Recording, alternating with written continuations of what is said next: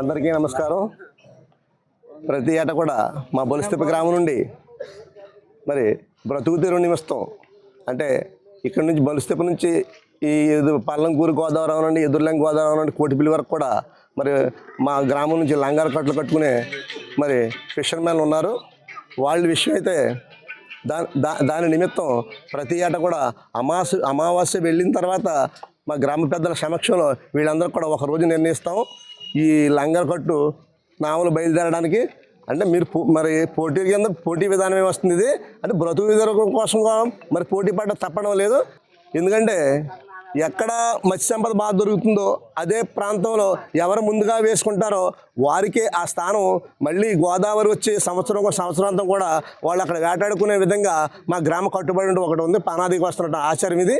గతంలో అయితే నావల మెడ్లుకుని వెళ్ళేవారు, ఇబ్బందులు పడుతూ కష్టపడి వెళ్ళేవారు. ఇప్పుడైతే టెక్నాలజీ పెరిగింది కాబట్టి మరి నావలు స్పీడ్గా వెళ్ళడానికి ఇంజిన్ మరబోట్లను తయారు చేసుకుని వాటి మీద ప్రయాణించి మరి తొందరగా వెళ్ళి అక్కడ ఎవరైతే వేసుకుంటారో వాళ్ళకి ఆ స్థానం కాబట్టి ఇక మా బొలిస్తెప్ప గ్రామం గోదావరిని చూసినట్లయితే సుమారుగా ఒక 20 కిలోమీటర్ల వరకు ప్రయాణం చేస్తారు వీళ్ళు. ఎక్కడెక్కడైతే ఎదుర్లంక అవనండి, యానం గోదావరి అవనండి, అలాగే కోటిపల్లి వరకు దంగేరి ఈ పరిసర ప్రాంతాల్లోనూ కూడా అనాదిగా మా తాత ముత్తాతల కాలం నుంచి కూడా మా బొలిస్తెప్ప గ్రామస్తులే వేట చేసుకుంటూ జీవనం సాగిస్తూ ఉంటున్నారు.